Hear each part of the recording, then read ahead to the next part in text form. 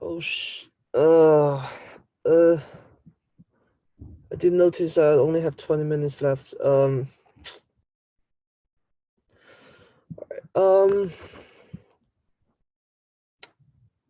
okay, ooh,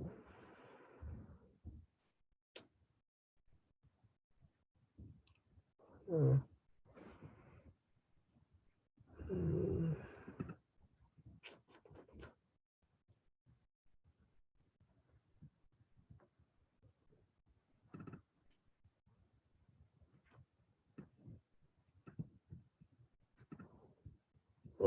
What I'm going to do here is I would continue the class. If you have class in a few minutes, you're free, you can leave the Zoom. I will just keep going and then record this video and put it in the YouTube, so that you guys can see. I'm so sorry. I set the alarm clock and for some reason I just let it go until just now. I have no idea what happened. So what I'm going to do here is to briefly go over 5.3. That's what we missed on Tuesday. 5.4 is just basically the same thing on 5.3. And so I would go over some examples in the textbook, so that you guys have some graphs on how a double integral is calculated. All right. So basically, what we did before is that we have a iterated integral on a rectangle that's called Fubini's theorem. Right. Basically, if you have integration,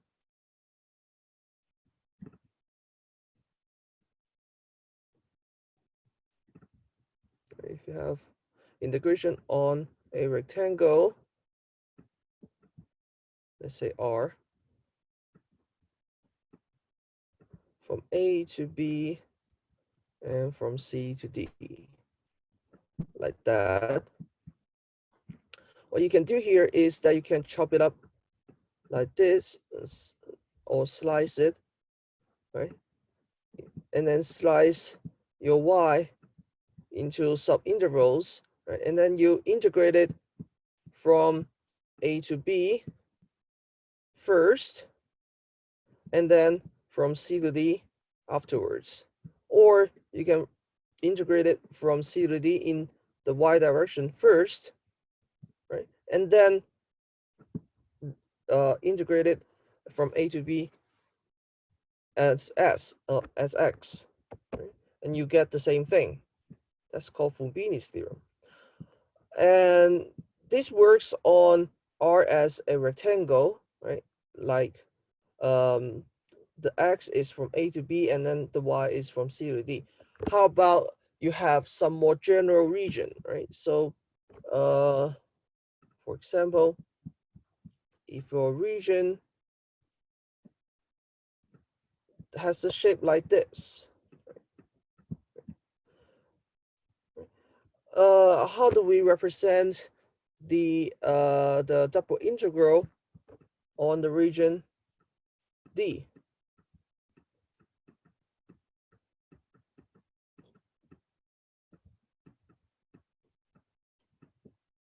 How do we make sense of the integration like this, right? So what we can do here is that we have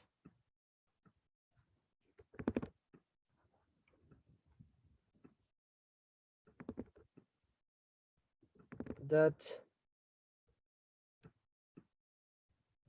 the x value, the x value for the points in the region D, right, is bounded between A and B, meaning the smallest of x coordinates is A, right? So for example, this point here, right, that is the leftmost point for D, and that is the rightmost point for D, right? And that is bounded by B. So every point has the x coordinate from A to B in the region D. And the y value, right, on the other hand, is bounded by a function on x, right? So this is a function on x. Let's say y equals to what is it, gamma x. Okay. And also the upper bound, color.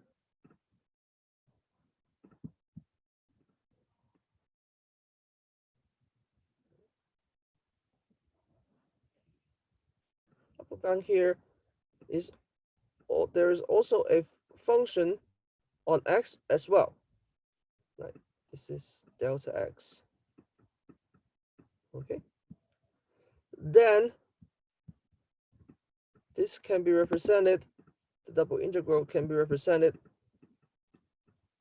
by a iterated interval. However, in this case, instead of the y is from C to D, right?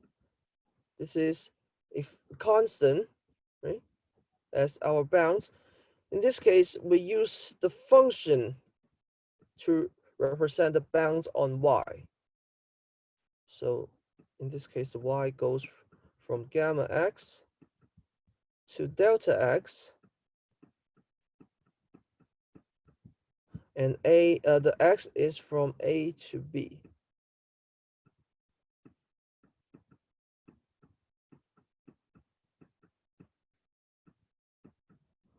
And then dy dx. So basically what we did here is that we do the integral with regard to y first, but after that, the integral is evaluated from a function of x to a function of x, meaning after we find out what is the antiderivative for f, right? Let's say f xy, fy, that is the antiderivative with regard to y, right? Then we substitute the y by the function delta x for the upper bound and gamma x for the lower bound. So, for example,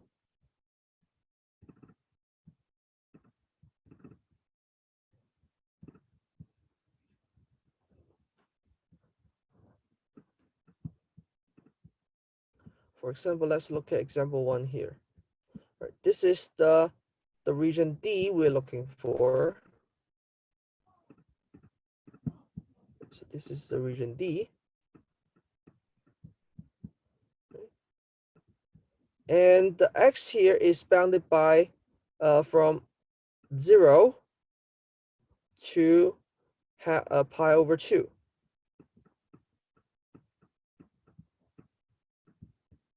So that is the x bound.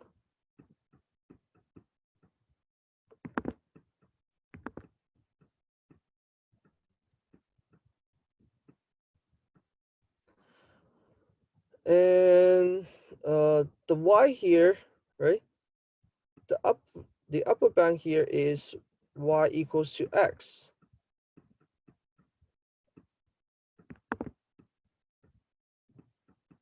And the y here is a constant function, y equals to 0.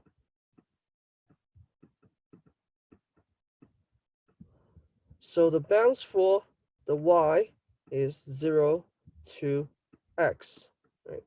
So in this case, we have indeed a function of x as our bounds. And the function is x cubed y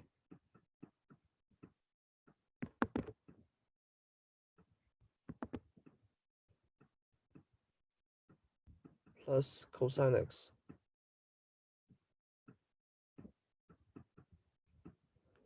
So we evaluate it from dy first, then dx. Okay, so the antiderivative, well, if we treat x as a, constant, and then we take the antiderivative with regard to y, right? The antiderivative of y is half y squared, so it should be x cubed half y squared. Right? If we treat this as a constant, the antiderivative of constant is y, so cosine x y. Okay, so that is how we get the antiderivative of this with regard to y. Right? So that's the thing here. Then we put it the upper bound x and lower bound 0 to evaluate this, right? After the evaluation, the y should be gone.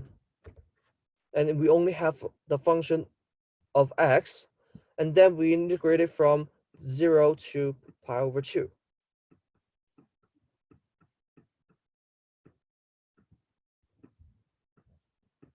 Okay, so that's why we have this integration at the end, right?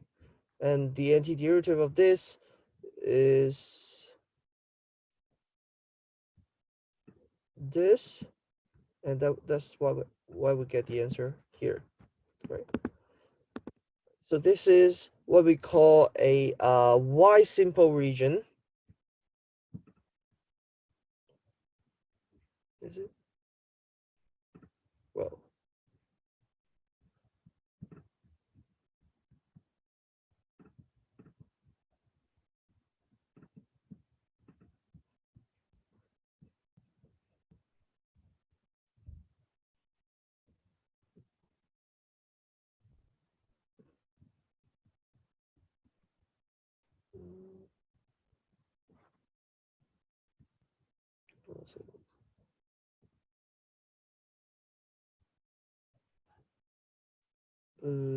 yes, it's called y simple region. The name doesn't matter. So basically, it means that the y, right? The y bound is actually a function of x, right? We keep the x bound as a constant bound, and then the y bound is a function of x. And on the other hand, if you have a x simple region, in this case, we keep the y bound as a constant bound, and then the x bound is a function of x. So you have a function of x here, function of x here. So this works fine if you have a convex region, right? So the region, something like this. So if you have, let's say, a concave region, something like this, some, strange shape, right? You might have to divide this region up into several simple region, like, region 1, region 2, and then region 3, and then everything else has convex region, and then you can reduce it into, this can be viewed as a, you know, uh, could be a y simple region, or could be an x simple region. This could be a, y1, y1, the lower bound, and this one can be a, y2 of x, and this is a y simple region. And you can do the same thing here and here and here. But if you don't divide this region into sub-regions, the whole region cannot have a, y simple region, because this cannot be a function of x. It doesn't satisfy the vertical line test, right? You have more than one value for the same x. So that's what I mean by, you know, concavity, right? But this is more of a technicality, right? Just, you know, it requires some techniques of divided into several simple regions, and some region can be viewed as, you know, both y simple region, right, like we did before, or we can view it as x simple region, right? So for example, in this case, we can put the y bounds as constant bound, so the y is from 0 to pi over 2, right? In this case, then the x, right, would have the function bound, right? The x is bounded by a function of y. So the lower bound here, x1, is bounded by y. And here, upper bound is a constant bound pi over 2. So if you do the integration in this order, then x is from pi over 2 to, oh, sorry, from y to pi over 2, and the y from 0 to pi over 2. Okay. The function is x cubed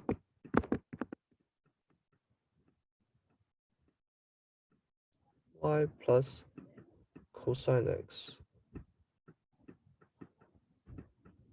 So d, so in this case is we integrate it with x first, then with followed by y. All right. So in this case, the antiderivative of x should be 1 over 4 x to the 4th power y plus minus sine x.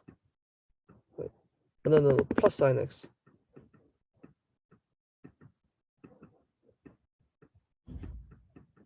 Okay. And the upper bound is pi over 2. Right. And the lower bound is y. Yeah. So that is the integration with dx. And then followed by the integration with y. 0 to pi over 2. Okay. So you plug in pi over 2 for x, right? Because this is with regard to variable x, subtracting the substitute y to x. So when you substitute pi over 2, it becomes 1 over 4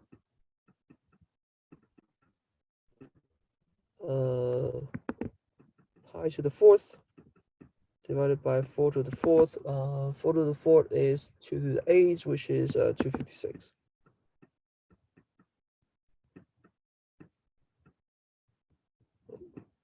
Fourth y plus sine of pi over 2. Well, sine of pi over 2 is 1. Minus, well, plug in y there, you have y fifth over 4 plus sine y.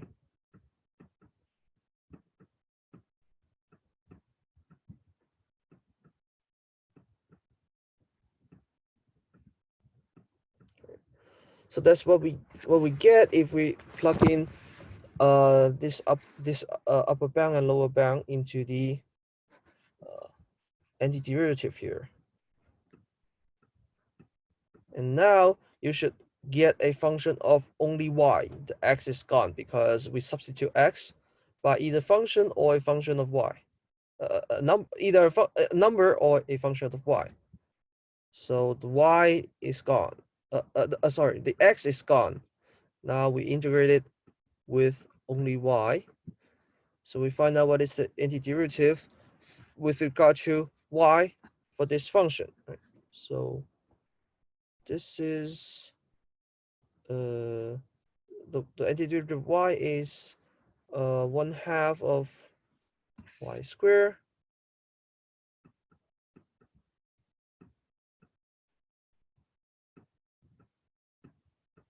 times whatever this is, so pi to the 4th power divided by 1024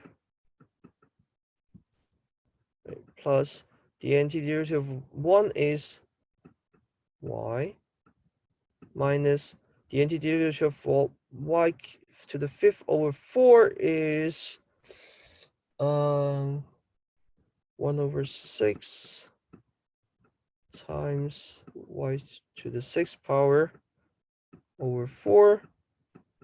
The antiderivative of sine y is minus cosine y. So minus sine y, that would be positive cosine y.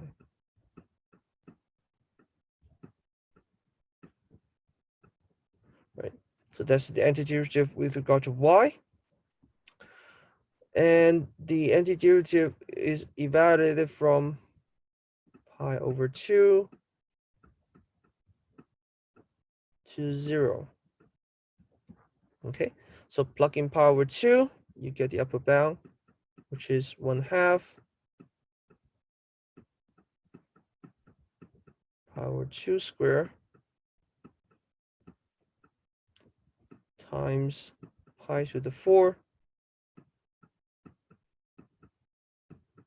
1024. Did I make a mistake? The number doesn't add up here.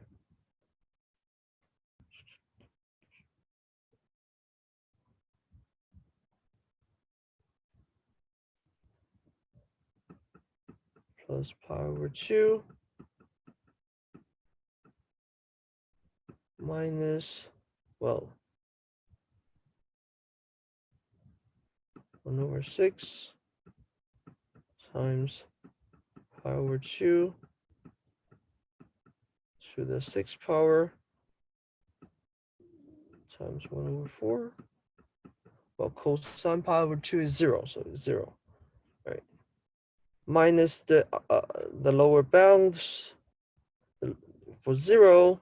Well, this is 0, this is 0, this is 0, and cosine 0 is 1. So minus 1. Right? This should be the number here. For some reason, it doesn't look like it. Let me see.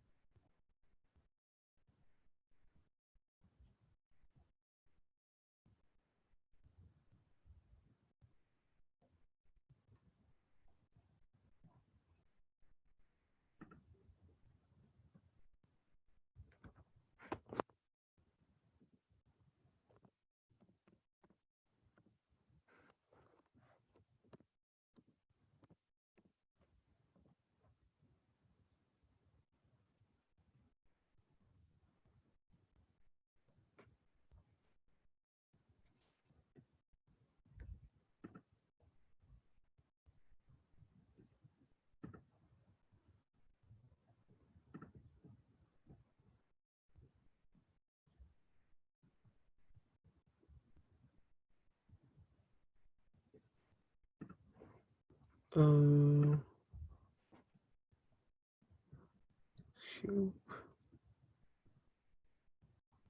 x cube.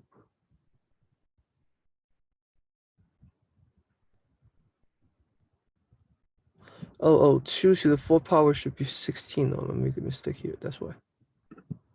This should be 16.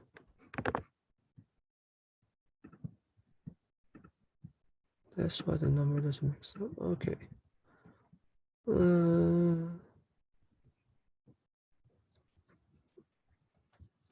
And this is 16. So 4 times 16 should be 64. This is 64.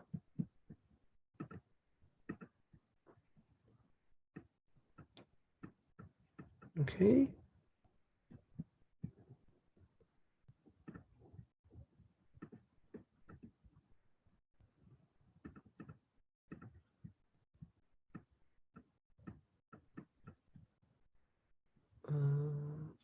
This is second power. The 4th pi to the 4th power. Yes, and this should get pi to the 6th power over 256.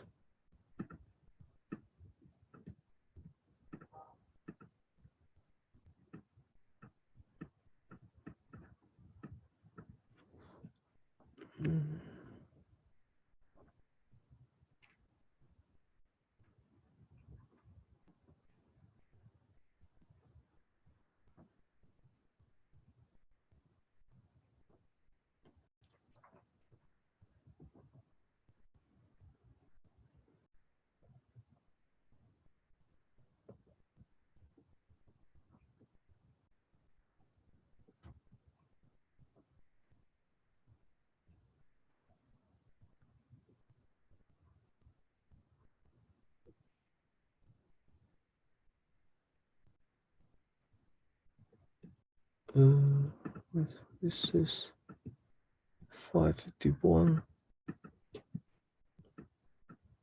or 512. So pi squared, this is 4. 8 times this is 512. Yes. And for here,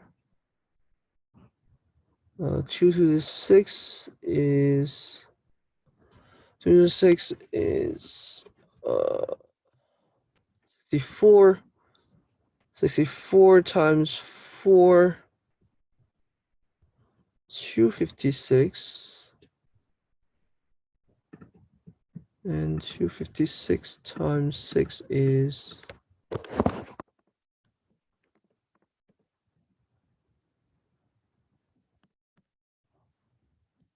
1536.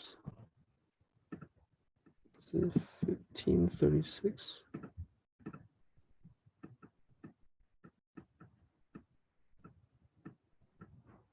Right, so this is 1536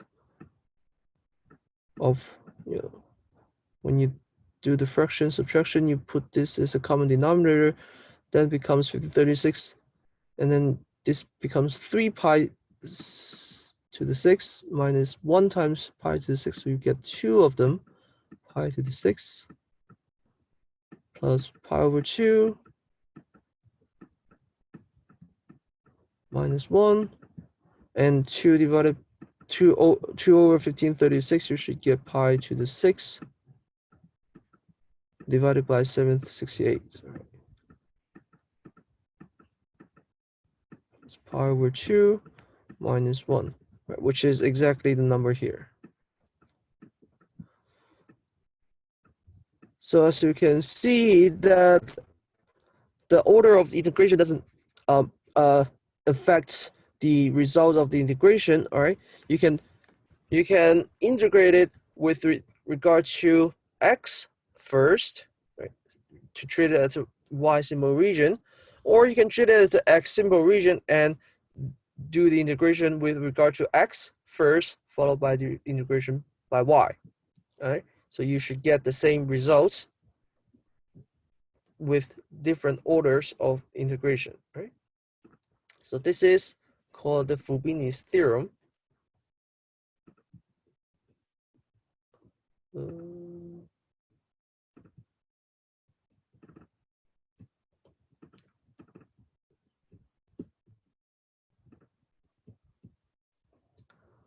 right. So basically, the order of integration doesn't change the results, right? So if you have gamma x to delta x,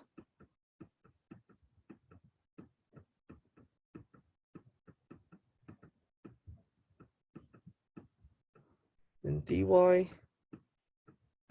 dx is the same as, well, the bound for x is from a to b, right? It's the same as, well, the bound for y is from c to d, and then the x bound is a function of y, right? Alpha y, beta y,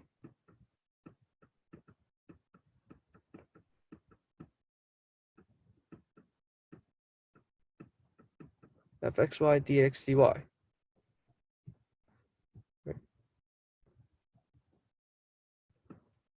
So the region like this, right?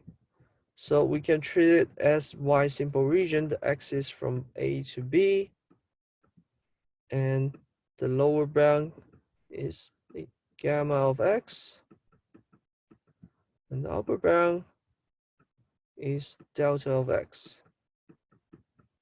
Right, so this is y simple region, or we can view it as a x simple region. So in this case, the y has a constant bound c to d,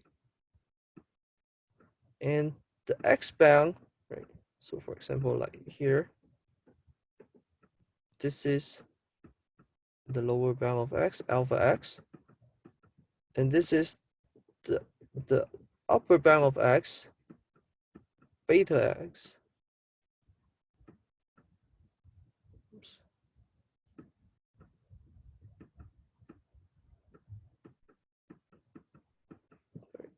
So this is two orders of the integration. One integrate with y first, followed by x. The other one integrate with x, followed by y. And the result of these two integration is the same. And we put it as the double integral on the region D.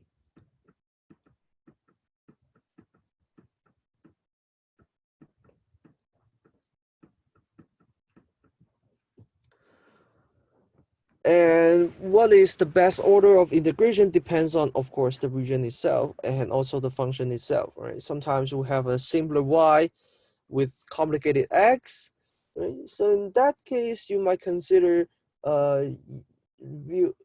do the integration with y first, followed by the integration on x to reduce the amount of, computation or algebra to make the calculation easy, right? Okay. Yeah, let's do some more examples.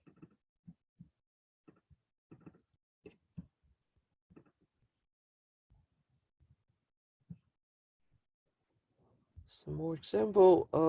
For example, let's practice the region D here. Right. So in this case, it might be easier to view it as y simple region. X simple region. So in this case, the y has a constant bound from 0 to 2.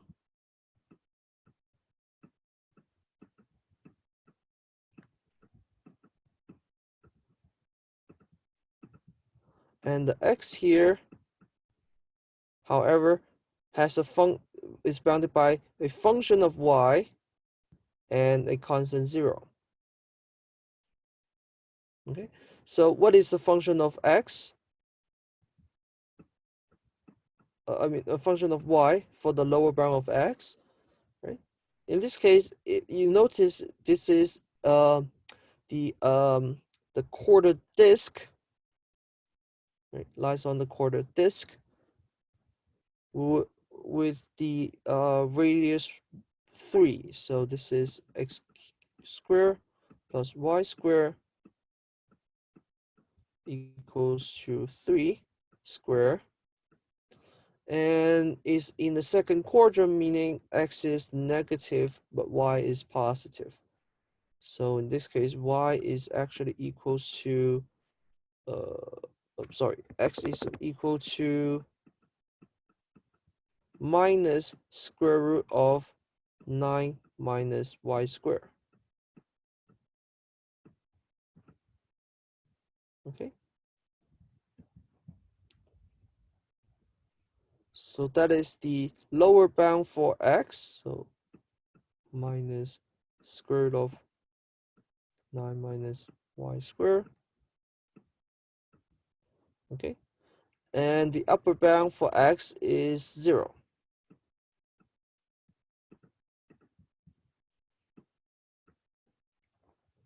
So that is how we represent the region D for part 2 here. Okay, and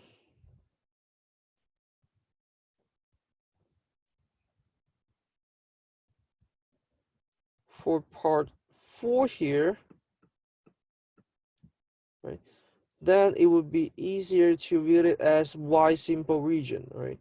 So we keep the bound for x in as a constant bound, so from 0 to 2.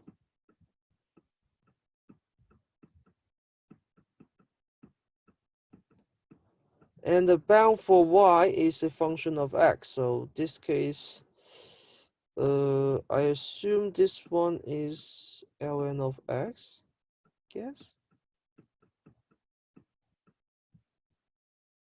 or square root of x. It's more like square root of x.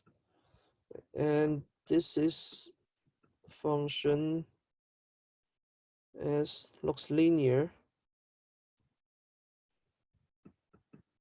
Some number of x, right? It doesn't matter as long as these two are the function of x and they are one is constantly greater than the other one. So, and we'll put that as a bounds of for y.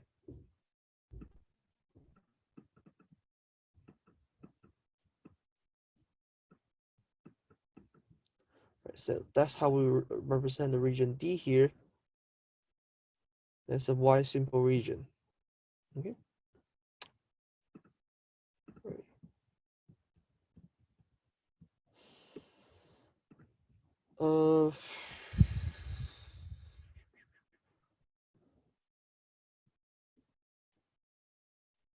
Oh, this is matching. So I guess in this case,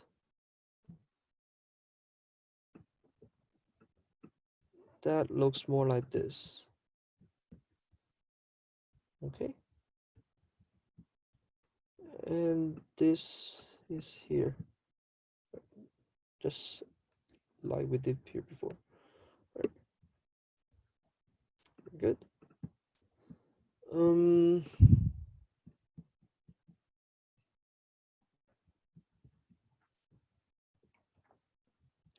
Another practice is the example here. In this case, this is a quarter disk. Right? So on the first quadrant, meaning you have x squared plus y squared equals to a squared, while x is positive, y is also positive. Right?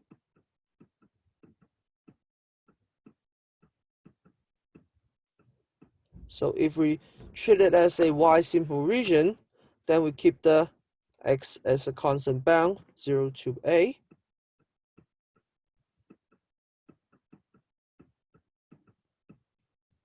and y as a function of x. So in this case, the upper bound for y is square root of a squared minus x squared.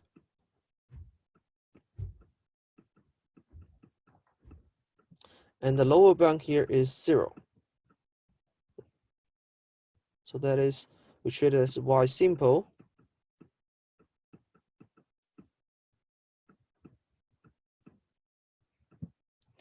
Or you can treat it as x simple region.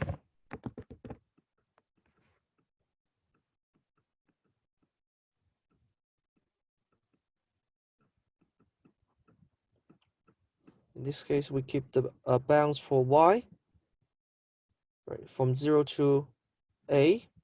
Right, the upper bound for y is a. And the lower bound for x is, right, from 0 to the function of y, which is square root of a squared minus y squared.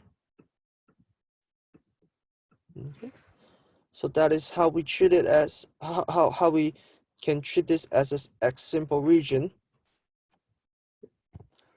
So when you do derivative, these two orders should give you the same answer. Right? So if you do the derivative as a y simple region, I use a blue pen. Then how we do this is that we integrate over y first. Right? So the bound for y is from 0 to square root of a squared minus x squared, and followed by the integration on x from x to as x from 0 to a. So this is dy first, followed by dx. If you do the integration as an x simple region, on the other hand, I use a purple color, then we integrate it with x first, from 0 to square root of a squared minus y squared.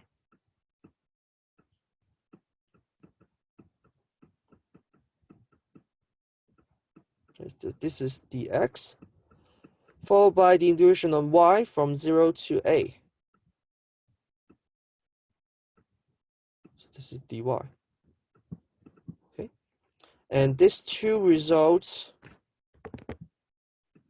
should be the same. Right? It has to be the same.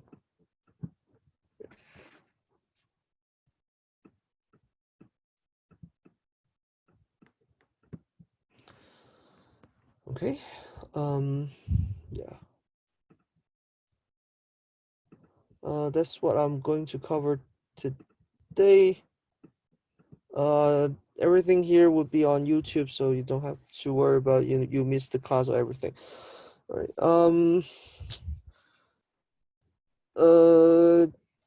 The we would do 5.5 next Tuesday, and yeah, and the exam would be on Friday. So 5.5 would be triple integrals, right? And we also have Fubini's theorem on triple integrals as well. So basically, if we change the order, you know, you can do it dx dy dz or dy dx dz or dy dz dx.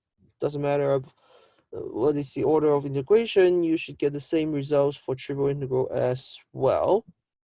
Right? So the elementary region for triple integral could be, x simple or y simple or z simple. So it will be a little bit complicated because it's in three-dimensional space, and the you have to think a little bit harder, because you have 3 variables to consider. So yeah, that's for triple integral. And the exam will be everything up to here. So basically, the exam covers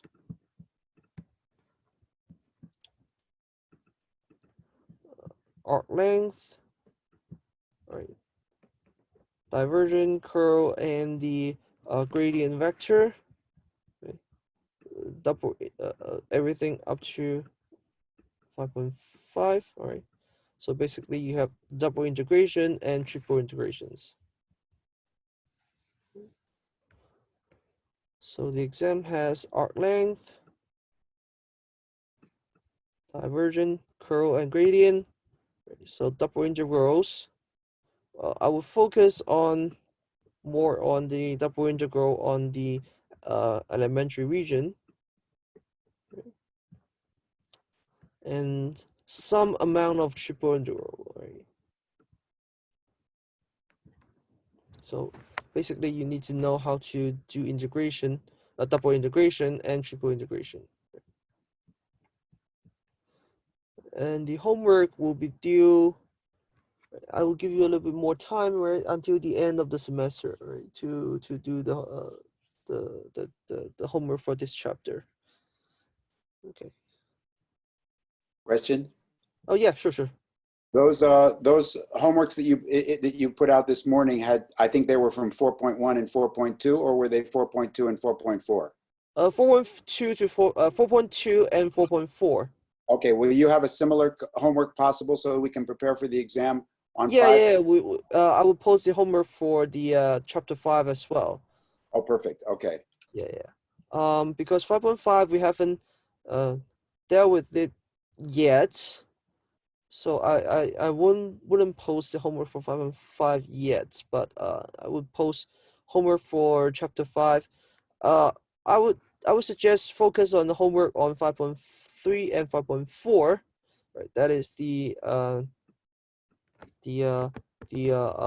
double integration on elementary region.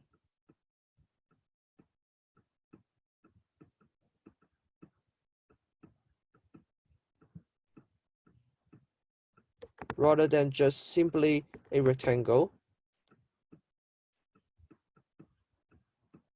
Right? And I would suggest focusing on doing the practice on integration on elementary regions. Right? Okay. You're going to assign something for in the next day or two for 5. Yeah, I will assign this, but We won't have to if check them you ourselves. feel like doing more practice, that is the chapter you should go to, 5.3 and 5.4. There is a theorem on 5.4, right? It's called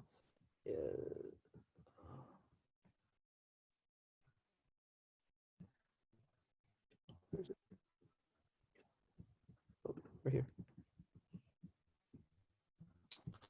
The mean value equality. So basically, this is analogous on mean value theorem on integration, right? Remember in first value, a single value calculus, right? So for this, that means you have a function, a value on x times the length of the integral b, ab, right?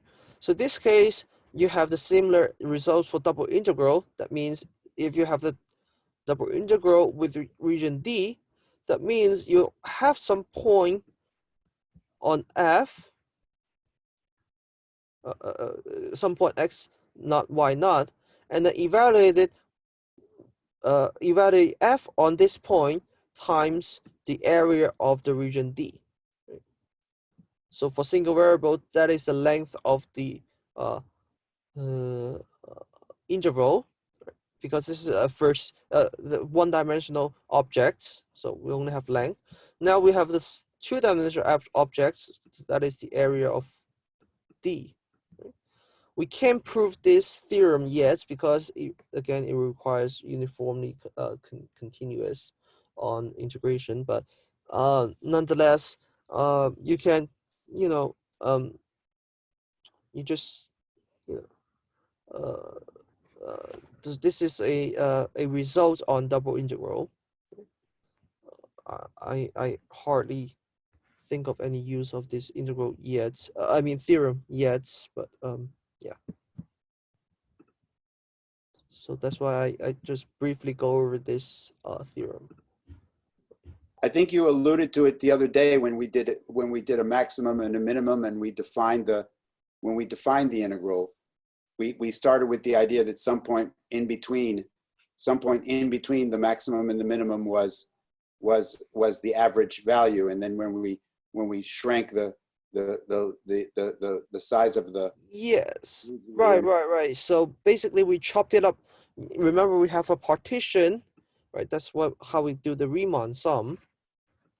All right.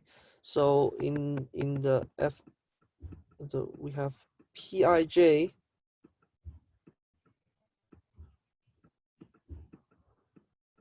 is bounded by a lower sum and the upper sum. All right. So in this case, all right, so you can think of it as the function is have some lower bound and upper bound.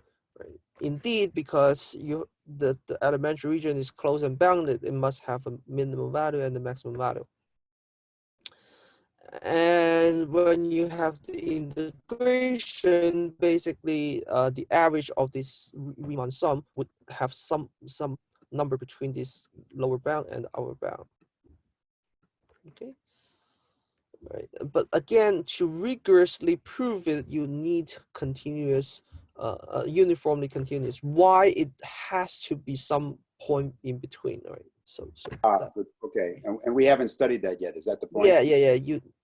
So The integral has to be uniformly continuous as a function. uniformly continuous. That means the continuous doesn't depends on the partition itself, right? Again, it's very technical, so I won't go into the detail of it, but you know. So just think of it as analogous on a single variable calculus case. You have a mean value theorem on integration. But in this case, for double integral, right, the length of integral is replaced by the area of the region. Right? Okay. All right. So I think that's everything I want to cover for today. Again, everything here will be on YouTube. All right. So don't feel panic if you miss the class. And when are the office I'm hours? so sorry that said about what happened this morning. For some reason, I completely ignored the tens of alarm clock that I make myself. Uh, so sorry. Okay.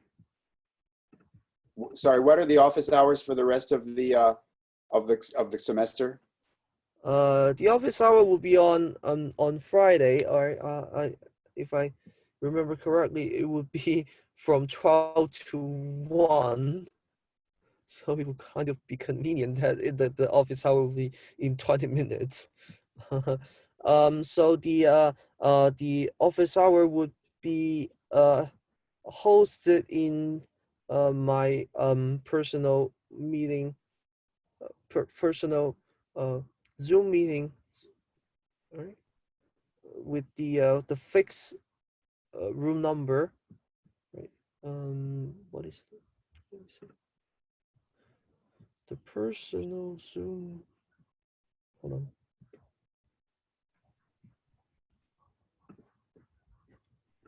Let's see.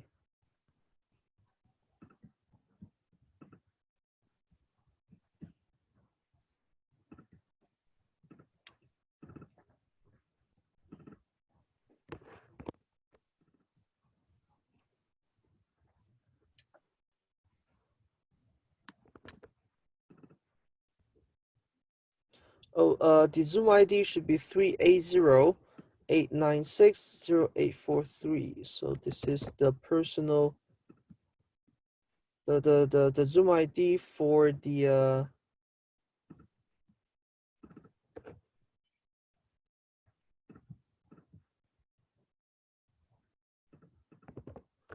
so that is the Zoom ID for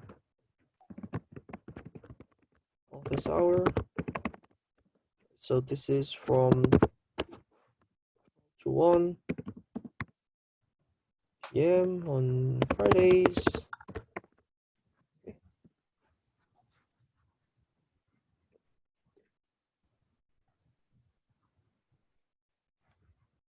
Okay. All right, so see you guys in my office hour. Thank you.